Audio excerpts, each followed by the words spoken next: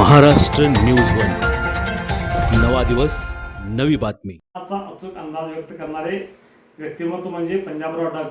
पंजाबराव डग हे रविवारी कोल्हापुरात होते. अखिल भारतीय ब्राह्मण महासंघातर्फे ब्राह्मण शेतकरी मेळावा आयोजित करण्यात आला होता. या मेळाव्यातील शेतकऱ्यांना मार्गदर्शन करण्याकरता डग हे कोल्हापूर दौऱ्यावर होते. या प्रसंगी त्यांची भेट घेतली. बदलते हवामान, पावसाची शक्यता या अनुषंगाने त्यांच्याशी बातचीत केली.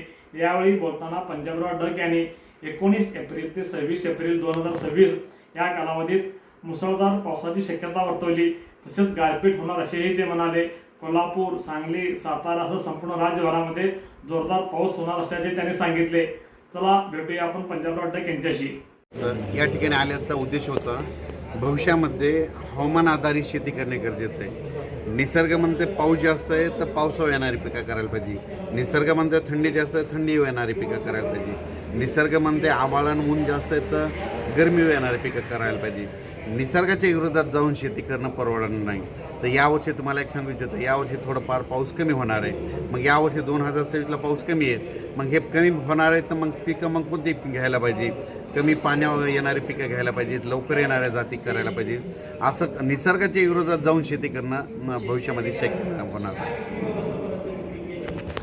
12 एप्रिल 2026 ज्यांचा कोणाच्या हळद असेल, गहू असेल, काही असेल, कांदा असेल तर तुम्ही काय करा, 17 तारखेपर्यंत काढून झाकून ठेवा. कारण की तुमच्या कोल्हापूर जिल्ह्यामध्ये, सातारा जिल्ह्यामध्ये आणि कोकणपट्टीमध्ये म्हणजे 19 पासून ते 26 तारखेपर्यंत, 19 एप्रिल ते 26 एप्रिलपर्यंत चांगला पावसाळ्यासारखा पाऊस पडणार आहे. म्हणून हा अंदाज लक्षात.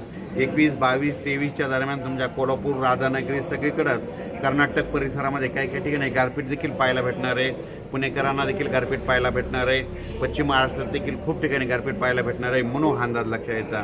म्हणजे हे वातावरण चांगलं तुमच्या कोल्हापूरकडं तसं तर 18 तारखेलाच बदलणार आहे. 18 पासूनच वातावरण बदलायला सुरुवात होईल. 19 पासून ते 26 एप्रिलपर्यंत चांगला पाऊस होणार आहे आणि शेतकऱ्याला ऊसाचं एक पाणी वाचला इतका पाऊसमध्ये हे पडणार आहे. म्हणून हा अंदाज सर्व शेतकऱ्यांनी लक्षात द्यायचा.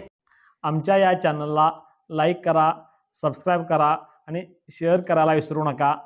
धन्यवाद.